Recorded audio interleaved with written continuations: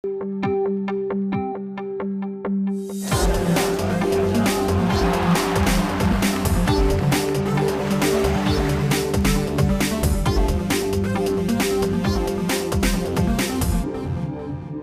fusão dos elementos do jazz, bossa nova, rock and roll, além de outros estilos de um movimento que compartilhou mais que talentos, alinhou os ideais de jovens que marcaram a música brasileira. Dos anos 60 ao atual cenário da música no país, as composições do Clube da Esquina continuam a atravessar décadas. A mistura de ritmos que deixou marcas na cena boêmia de Belo Horizonte foi muito além do encontro de ruas na capital, sendo referência também no exterior. Ainda embalados pela magia da música, esses jovens que dividiram incontáveis palcos, principalmente na década de 70, hoje seguem caminhos independentes, mas sempre unidos por essa história eternizada no nosso país.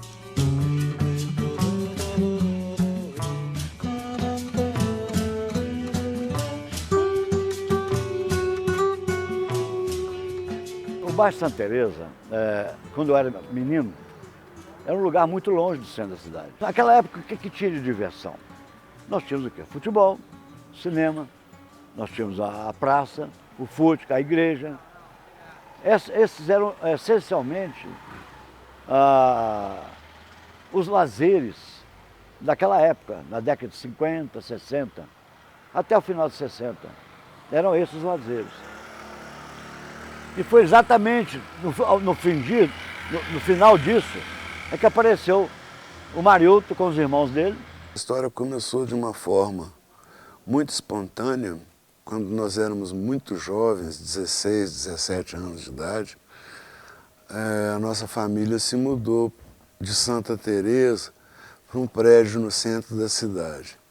Nesse prédio no centro da cidade, a gente conheceu uns rapazes que estavam chegando do interior para poder estudar, fazer vestibular, essas coisas, e nós ficamos amigos. Acabou a força, eu trabalhava nos Correios na época. Eu vim descer a escada, quando eu ouço uma coisa maravilhosa, porque na escada dá um reverb, um delay muito bacana. Eu vim descendo a escada e ouvindo um negócio maravilhoso. Eu morava no 17º e o som estava vindo lá do 4º andar. E eu vim descendo, na hora que eu vi, tá a Bituca tocando, cara, canções dele. Ô amigo, mas como é que você toca bonito desse jeito? Que é isso? Aí eu falei, você precisa ir lá em casa tem um monte de menino ainda, porque na verdade o pessoal era bem mais jovem, uma geração atrás, né? E aí, Bituca entrou para dentro de casa, daqui a pouco ele estava representando o Fernando Brant, e aí já tá, sabe? E assim foi. Ficou inevitável a amizade, né? Todo mundo morando no mesmo prédio, né? Todo mundo com a mesma índole, todos os dois jovens, todos 4 jovens, né? Eles foram lá para casa e começaram a ensaiar lá em casa um conjunto musical, e aí eu fiquei conhecendo esses moços de Três Pontas, né? Ficamos super amigos, eu fiquei amigo especialmente de um deles, que é o Milton, né? Nós viramos assim, tipo alma gêmea. A gente ficou super amigo um do outro, ele um pouco mais velho do que eu, e aí a gente começou a frequentar os cineclubes juntos, etc., entende? Participar dos movimentos estudantis, se aprimorar assim politicamente, literariamente, né? Nisso, então, aí chegou outro estudante que o Milton conheceu por acaso num ônibus. Essa história é toda muito fortuita, entende? É uma história de muitos acasos.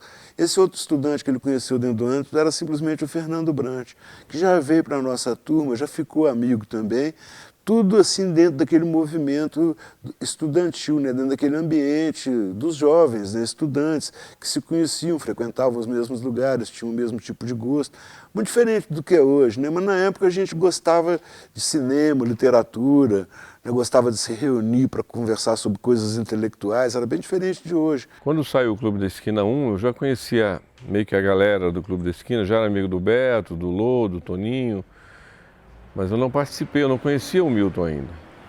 Eu me lembro que até o Beto um dia me chamou para ir no estúdio no Rio, aí eu entrei e estava assim, o Milton não estava, mas os instrumentos estavam montados, eu sentia aquele astral assim, muito gostoso de música no ar, assim, e aí sai aquele descasso, né?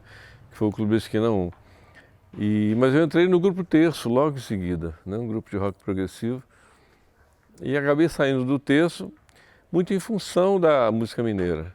Em função do disco A Página do Relâmpago Elétrico, do Beto Guedes, que a gente tinha um projeto de fazer uma banda que acabou sendo 14 Bis mais tarde. E nesse meio tempo o Milton me chamou para gravar Nascente, no Clube da Esquina 2. Aí já o conhecia, já éramos amigos. Mas foi uma coisa emocionante, assim, gravar, né, nesse disco, participar da turnê cantando com ele. Eu me lembro que a estreia foi no Rio de Janeiro, com o Rio Centro, 20 mil pessoas, eu cantando Nascente com o Milton. Eu era muito novo ainda, né? Então aquilo era muita emoção, foi muito legal.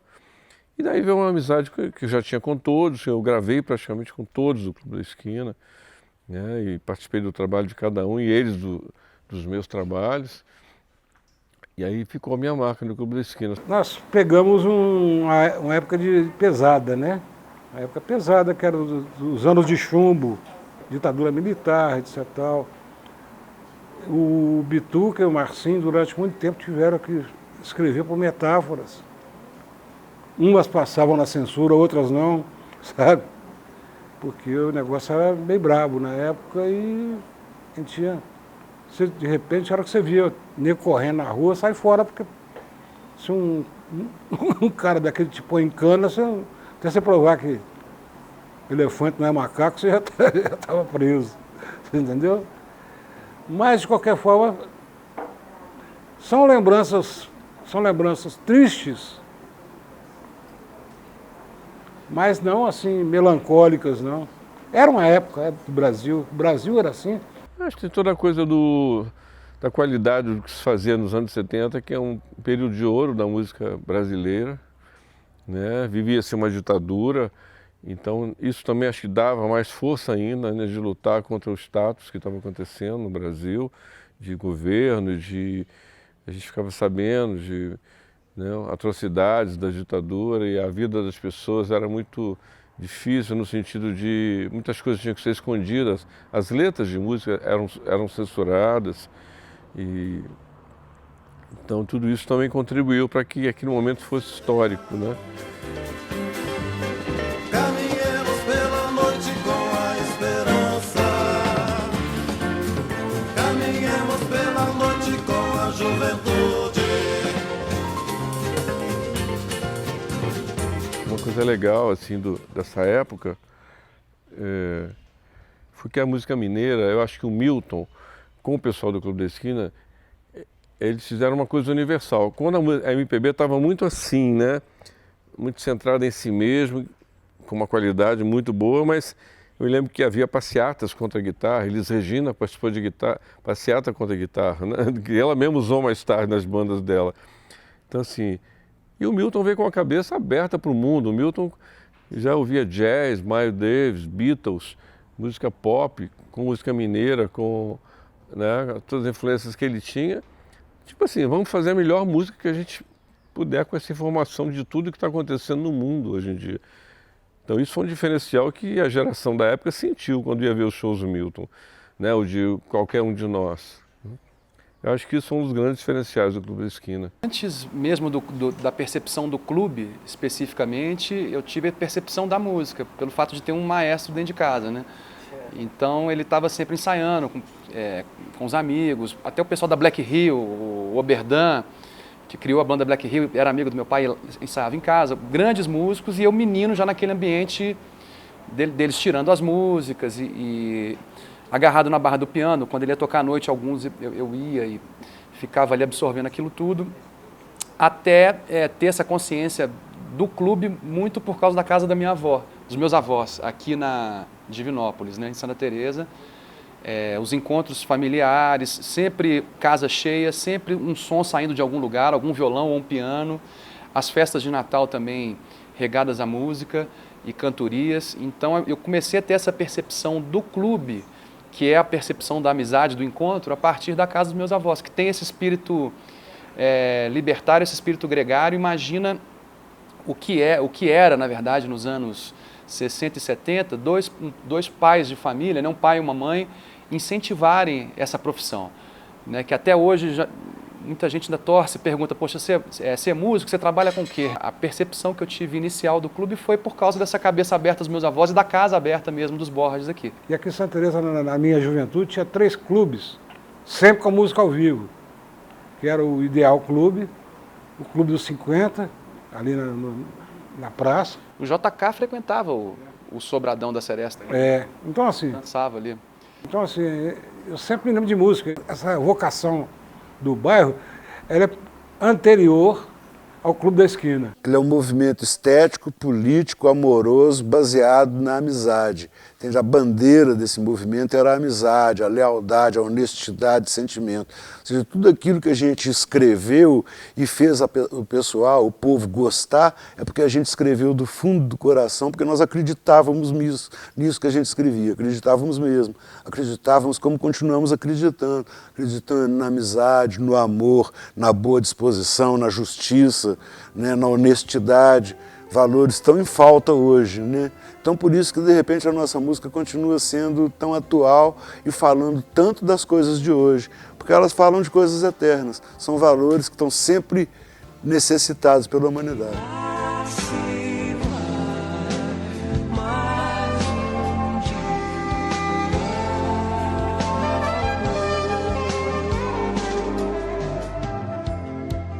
E basta contar com passo, e basta contar consigo, que a chama não tem pavio.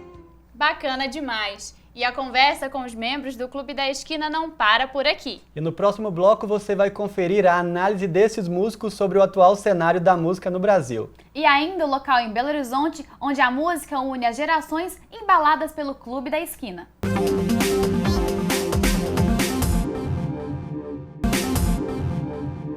Um movimento que sobreviveu à ditadura militar foi somando talentos no decorrer dos anos, encantando novas gerações sem perder a identidade. O Clube da Esquina é a prova de que a boa música é capaz de vencer as tendências do mercado, sendo dignas de muitos aplausos mesmo após décadas do boom do movimento. A herança do Clube da Esquina hoje transita por palcos menores, em lugares mais aconchegantes, mas com o mesmo poder de estimular a crítica, uma característica talvez em falta nas músicas que têm sido tendência no nosso país.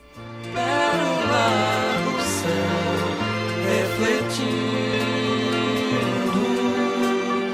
teus olhos. Acho que a música mudou muito, né? A maneira de consumir música mudou muito, né? Com a coisa da internet, das mídias digitais, e uma ascensão muito grande da música comercial, né?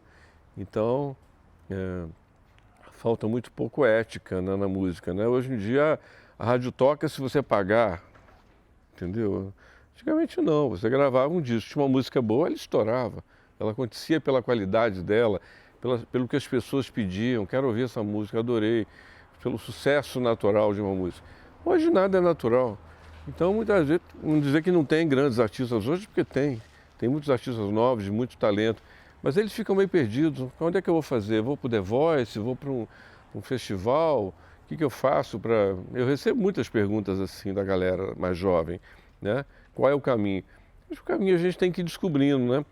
Sempre eu falo que estudar música é importante e se apresentar é importante. Ficar em casa fazendo música fechado não vai acontecer nada. Tem que pôr na internet, fazer um show aqui, procurar uma turma que se una e possa fazer shows e trocar informações. Mas é um momento difícil para a música, assim, né? Eu acho, assim. O mercado dita isso. Isso é que eu fico triste, sabe? Porque eu por exemplo, às terças-feiras eu faço aqui uma noite chamada Coração de Estudante, onde a rapaziada das escolas de música vem cá se mostrar. E eu, inclusive o teaser nosso, vem reconhecer as novas estrelas da MPB. E você vê cada menino cantando composições lindas, cantando bonito, sabe? Então eu acho que a mídia tem um bocado de culpa, assim, sabe? Porque antes eram os gabinetes refrigerados dos donos de gravadora, mas hoje a gravadora com a internet praticamente acabou. Mas a mídia fica empurrando para cima da juventude, coisa de baixa qualidade, então não adianta. Eu acho que essa geração, as gerações mais jovens hoje, têm uma identificação e eu vejo uma convergência com o pensamento da época, da tua época. porque a sua geração foi uma geração que ocupou as ruas da cidade e que vivia Belo Horizonte.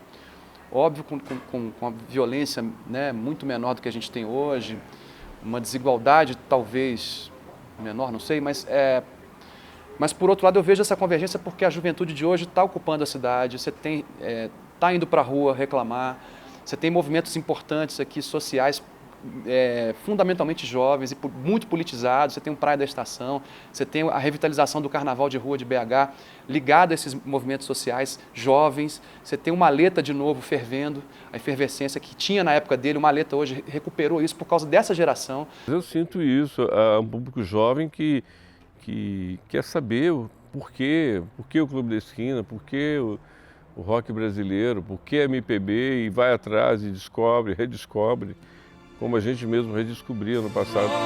De prazer e desejos ardentes.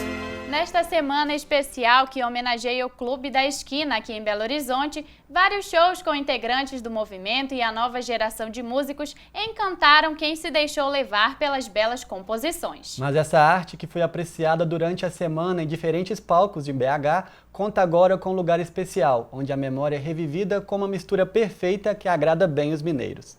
O bar do Museu Clube da Esquina reúne no mesmo espaço a boa música, a gastronomia, o encontro de sonhos que nunca envelhecem.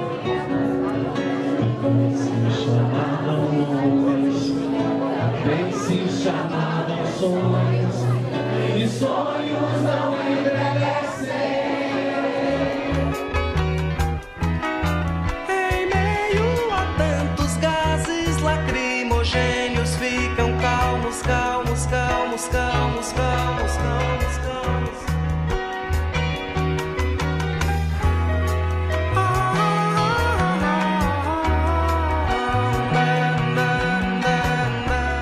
O bar foi criado com o intuito de homenagear os músicos, né, e fazer uma memória do Clube da Esquina. A ideia é que essa energia continue perpetuando por gerações, né? Tanto é que a gente tem aqui músicos da segunda geração tocando. É claro que eles continuam a vir, curtindo também. Então, o Marilton Borges, que é a primeira geração, toca toda sexta com o filho dele, que é o Rodrigo Borges, que é um show lindo. O Beto Lopes, que é o guitarrista do Bituca, toca aqui todo sábado com a Bárbara, que é a segunda geração também. Às quartas-feiras tem o espaço do próprio Márcio Borges, que declama poesias e mistura com canções. Então, a ideia realmente é que seja um ponto de encontro de todos eles. São várias vertentes de música, né? Se o Lô e o Beto são mais bitomaníacos, o Toninho Horta é muito mais jazzístico, o Milton Nascimento é único no mundo, só tem igual a ele, só existe ele. Eu gosto mais da cultura popular brasileira, estamos enverados mais por caminhos assim parafolclóricos e de cultura popular mesmo. Mas ao mesmo tempo trabalho muito com o cinema, o que me possibilita uma opção de outras coisas. O Nivaldo já tem uma outra formação, que já entra com uma coisa mais erudita, o Wagner também. Essa abrangência de coisas é que tornou esse grupo, que hoje vocês chamam de Clube da Esquina, uma coisa única. Pelas ruas capistranas de toda cor, esquece a sua paixão para viver a do Senhor. A gastronomia está também honrada nesse espaço e o cardápio foi todo feito, foi feita uma homenagem também, né, nessa gastronomia de Minas, que é tão famosa, misturando a gastronomia mineira com a música do Clube da Esquina. Então, todos os pratos aqui possuem músicas, nomes das músicas do Clube da Esquina. Então, por exemplo, o pastel de angu foi dado o nome de alabituca. O peixe com chips é peixe vivo. Um prato de arroz com piqui foi escolhido, por exemplo, uma letra do Beto Guedes, que é da região de Montes Claros. Então foi todo um estudo mesmo, um conceito criado, uma homenagem de todos os biomas de Minas e todos os músicos do Clube da Esquina. Cada vez mais está aprimorando também mais esse bar aqui, o Museu do Clube da Esquina, que é um museu vivo, onde a memória da gente está sendo passada toda hora. Então, acho que isso é genial. A esperança mesmo, a esperança que a cultura volte ao país com força. Essa música é uma música de cultura, uma música rica, né? Então, assim, é muito importante que os jovens ouçam e entendam essa música. Isso depende muito de cultura, de educação. Falando de país agora, como a nossa educação vem vindo tão maltratada há tanto tempo, né?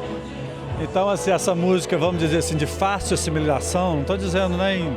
Mas é o que mais roda agora por isso, por falta de cultura, de entendimento da população, de uma música mais elaborada e rica como a do Clube da Esquina. Então eu torço muito pela educação do país e a música desse nível ajuda muito, faz pensar.